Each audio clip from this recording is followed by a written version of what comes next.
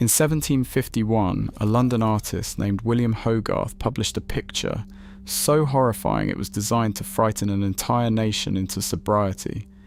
It was called Gin Lane, and it showed a corner of London collapsing into hell. At its centre sits a drunken mother, her legs covered in sores, so senseless with gin that she lets her own baby slip from her arms and tumble headfirst to its death. Around her, a man gnaws a bone he is fighting a dog for. A corpse is lowered into a coffin.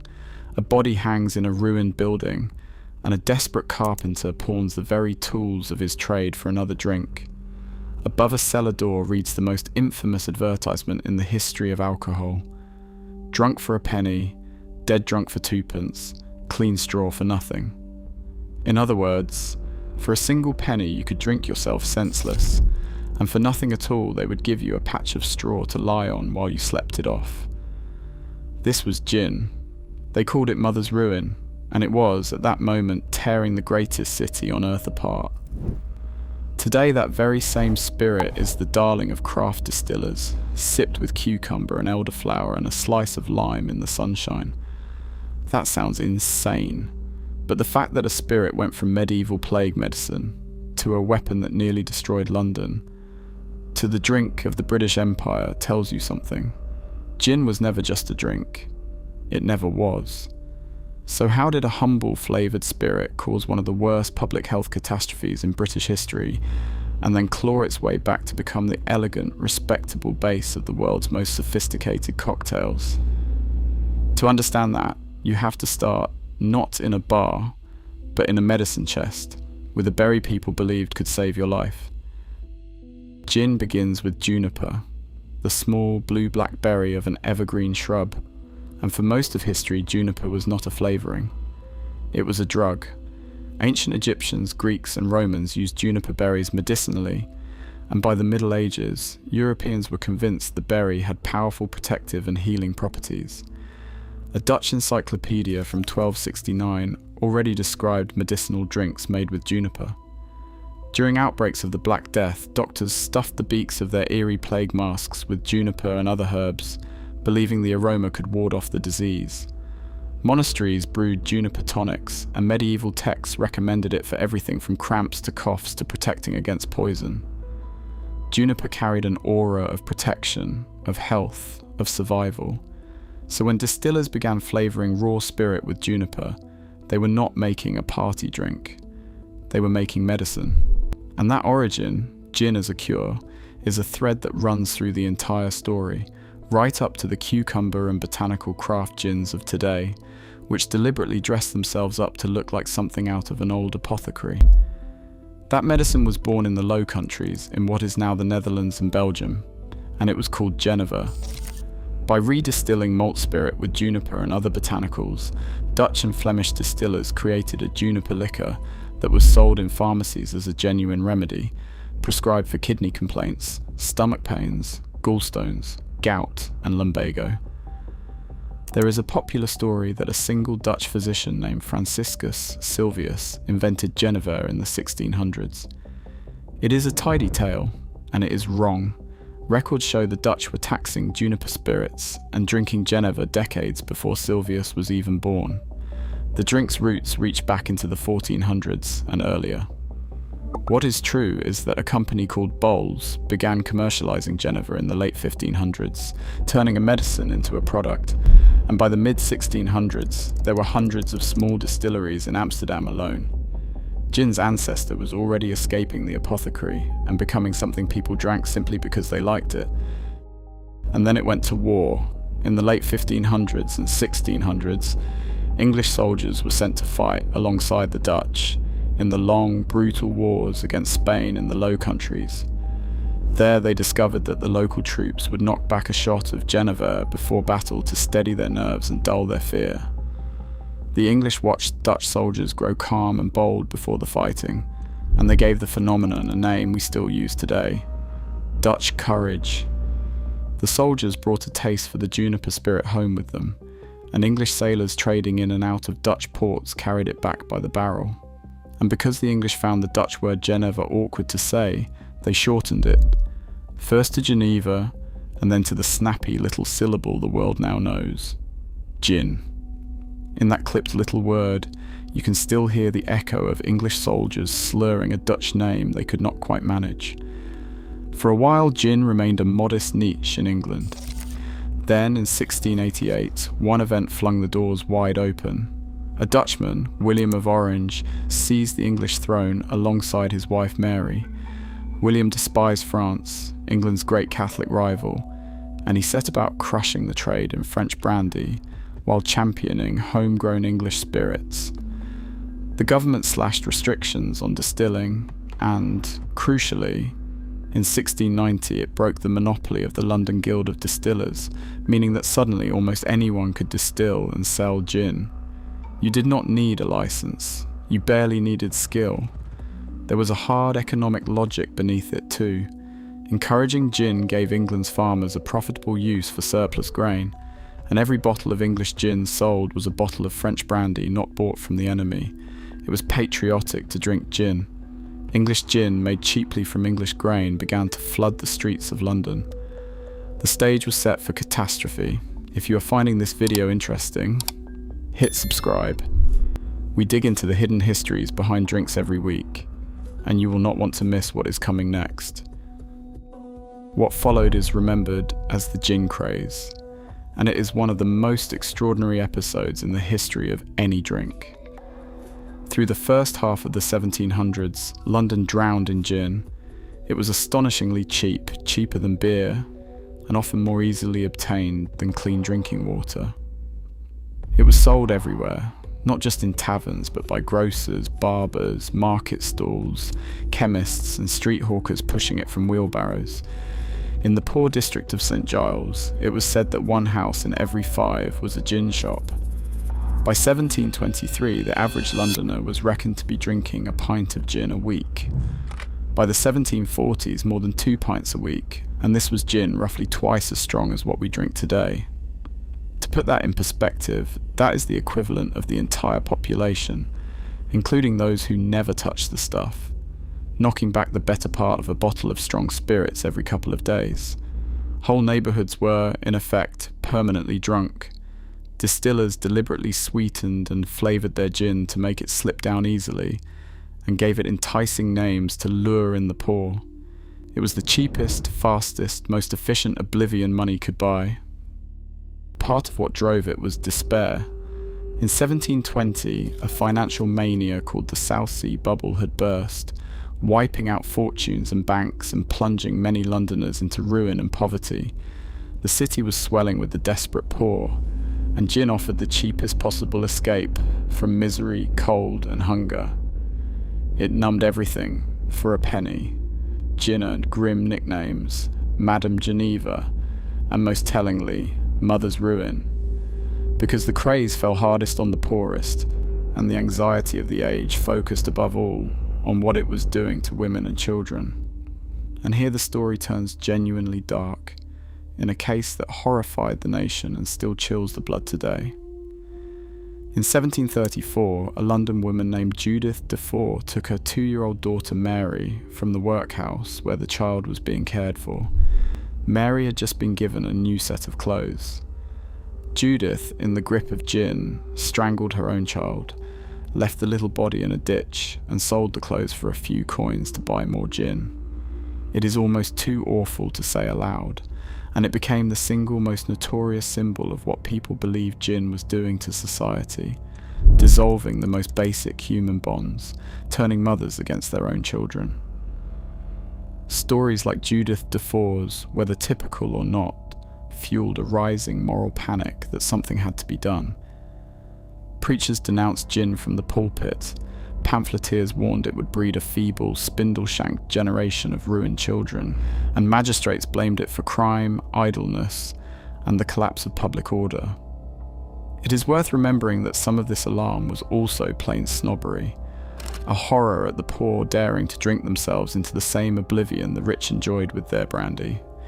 But the suffering was real, and the pressure to act became impossible to ignore. So the government tried again and again to kill the craze with the law, Parliament passed a whole series of gin acts across the 1720s, 30s, 40s and 50s. The most dramatic was the Gin Act of 1736, which slapped an enormous £50 annual licence on anyone selling gin, a sum equivalent to many thousands of pounds today, deliberately set to make the trade impossible. It backfired spectacularly. Only 2 people in the entire country ever bought the licence. The trade simply went underground, and the authorities, with no real police force, had to rely on paid informers, ordinary people who would buy gin and then report the seller for a £5 reward. The informers were despised, hunted and beaten by furious mobs in what became known as the Gin Riots. Londoners took to the streets chanting, "No gin, no king." On the day the 1736 Act came into force, the authorities braced for open rebellion, and soldiers patrolled the streets expecting a riot. Mock funerals were held for Madame Genever, as if she were a beloved person who had died. The 1736 Act became a national joke, widely ignored, and was effectively repealed in 1743. Worse, the illegal gin distilled in backstreets during these years was often badly made and dangerously toxic, cut with turpentine or sulfuric acid, blinding and killing the very people it was meant to comfort. The law, in trying to stamp out gin, had made it deadlier than ever.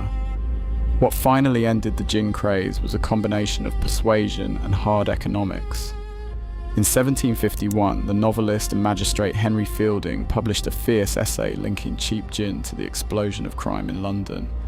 And as part of that same campaign, William Hogarth produced his devastating Gin Lane, paired with a cheerful companion picture, Beer Street, showing happy, healthy Londoners drinking good, honest ale. The message was blunt: beer good, gin evil. The Gin Act of 1751 was smarter than its predecessors, restricting sales to licensed premises without trying to ban the trade outright. And then nature intervened. A series of bad harvests in the 1750s sent grain prices soaring. The government banned distilling from grain to protect the food supply, and cheap gin simply became unaffordable. By around 1757, the craze was over. London slowly, painfully sobered up. In the end, it was not really the moralists or the laws that killed the gin craze. It was the price of bread. When gin stopped being cheaper than food, the poor could no longer drink themselves to death on it. A catastrophe that had raged for a generation faded out, less through virtue than through economics. Gin should have been finished, forever branded as the poison that ruined a city. Instead, it reinvented itself, and the tool of that reinvention was technology. In the 1820s and 30s, a new device called the column still, or coffee still, allowed distillers to produce a much cleaner, purer, more consistent spirit than ever before.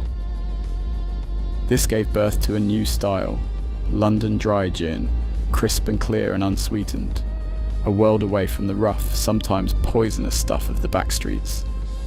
Grand, glittering gin palaces sprang up across Victorian London, all polished brass, cut glass, gaslight, and huge mirrors, where gin could be enjoyed with a new air of respectability and even glamour. Alongside London Dry there was Old Tom, a slightly sweetened style that bridged the rough old gin and the crisp new one. Gin was climbing back up the social ladder, moving from the gutter to the gleaming counter. It had lost its squalor, it had lost volume, but it had gained status, and gin's next transformation would carry it across the entire planet. Because as the British Empire spread across the globe, gin went with it, and it became entangled with one of history's great medical challenges, malaria. In the tropical colonies, especially in India, malaria killed Europeans in staggering numbers. The one effective defense was quinine, a bitter compound extracted from the bark of the South American cinchona tree, a bark so precious that its supply shaped colonial economies, and the Dutch and British fought to control the plantations that grew it. British officers and soldiers were required to dose themselves with quinine, but it was punishingly bitter and unpleasant to swallow. So they did what the British always seemed to do: they made a drink of it. They mixed the quinine with water and sugar to create tonic water, and then, inevitably, added a generous measure of gin. The gin and tonic was born, not as a cocktail, but as a way of taking your malaria medicine. In 1858, the company Schweppes began selling a commercial Indian tonic water, and the drink spread throughout the empire, from officers' clubs in Calcutta to verandas in Africa, sipped at sundown as the ritual close of a tropical day. Winston Churchill is often quoted as saying the gin and tonic had saved more Englishmen's lives, and minds, than all the doctors in the empire. He probably never actually said it, but the sentiment captures a real truth. For the British abroad, gin was practically a health tonic, a medicine you could enjoy. The Royal Navy embraced gin just as fondly. Naval officers drank pink gin mixed with a few dashes of aromatic Angostura bitters, which was itself sold as a remedy for seasickness and stomach trouble. Sailors were also issued lime cordial to ward off scurvy, and gin mixed with that cordial became the gimlet. The British obsession with limes at sea is why American sailors nicknamed the British limeys in the first place. So the gin and tonic fought malaria, pink gin settled the stomach, and the gimlet warded off scurvy. Gin had quietly rebuilt its entire identity around health once again, just as it had begun. Gin was no longer mother's ruin. It was the drink of the officer class, the empire and the wardroom, sipped from proper glasses by men in uniform running a quarter of the world. Then gin crossed the Atlantic and found a whole new destiny in the American cocktail. In the golden age of cocktails in the late 1800s and early 1900s, gin was the essential base spirit for a huge share of the classic recipes. The martini, the Tom Collins, the Negroni, the gimlet, the aviation.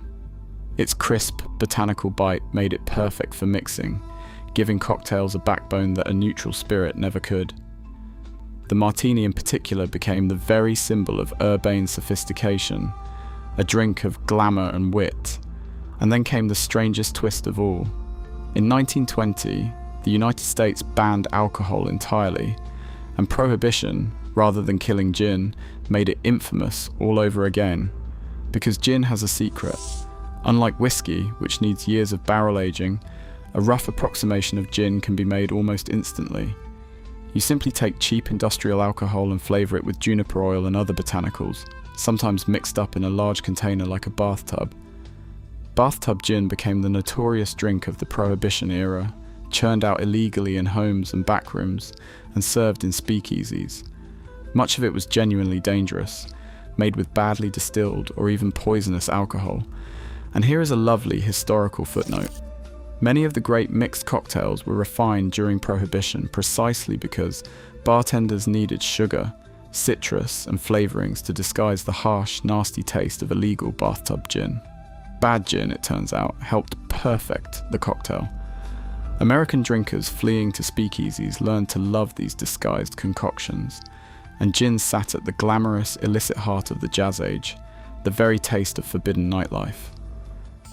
After Prohibition ended and the mid-20th century rolled on, gin's fortunes faded. A newer, cleaner, more neutral spirit was rising to challenge it: vodka. Vodka had no strong flavour, mixed into anything, and carried none of gin's heavy historical baggage. By the 1950s and 60s, vodka was steadily overtaking gin, even muscling into gin's own signature drink, the martini, which drinkers increasingly ordered with vodka instead. Gin came to seem old-fashioned, a stuffy drink for a fading generation, the tipple of retired colonels and grandmothers. For decades, it languished, quietly unfashionable, and it looked as though the juniper spirit's long story might finally wind down to nothing. And then, astonishingly, gin came roaring back to life. It started in 1988 with Bombay Sapphire, marketed in a striking blue bottle as a lighter, more approachable gin for a new generation. Then in 1999, a Scottish gin called Hendrick's broke every rule by flavouring itself with cucumber and rose and selling it in a dark, apothecary-style bottle, deliberately echoing gin's medicinal past. It did not taste like the sharp, piney gin people remembered, and it was marketed as something quirky, curious, and premium. Suddenly gin was interesting again, even fashionable. A drink to be explored rather than endured. The floodgates truly opened in 2008, when a change in British law finally scrapped an old rule that had effectively required gin to be made in enormous industrial stills, a rule that had shut out small producers for nearly 2 centuries. Overnight, tiny craft distilleries could legally start making gin, and they exploded across Britain and then the world. Distillers began experimenting with wild and local botanicals, seaweed and saffron, foraged herbs and exotic peels, turning gin into a canvas for flavour. Supermarket shelves that once held 2 or 3 gins now groaned under dozens. Gin bars opened, offering hundreds of varieties, and the humble gin and tonic became a connoisseur's ritual, matched to specific garnishes and tonics. People now call it the second gin craze, though this one comes with hand-foraged botanicals and artisanal tonics rather than dead bodies in the street. Through it all, one rule has held. To legally be called gin, a spirit must still taste predominantly of juniper. That single medieval medicinal berry remains, after 700 years, the non-negotiable heart of the drink. So the next time you raise a gin and tonic, that clean, crisp, sophisticated glass clinking with ice and citrus, remember what it actually carries. It carries juniper berries stuffed into the beaks of plague doctors, and a Dutch medicine sold in apothecaries for gout and gallstones. It carries soldiers drinking for courage before battle, a Dutch king flooding London with cheap spirit, and a whole city drowning in mother's ruin. It carries the penny a drink signs, the gin riots and the cries of no gin, no king, and the unbearable story of Judith Defoe, the moral panic that produced Hogarth's Gin Lane. It carries Victorian gin palaces glittering with brass and glass, quinine against malaria, an empire's officers and sailors, bathtub gin in Prohibition speakeasies, and a modern renaissance built on cucumber and rose. The plague medicine that became a weapon, that nearly destroyed London and then conquered the world, is sitting in your hand right now, cool and clear and utterly civilized, waiting to be noticed. Gin was never just a drink. It never was, and it never will be, no matter how respectable the bottle on the shelf now looks. If this story surprised you, subscribe for more deep dives into the hidden histories behind drinks. We have got a lot more coming.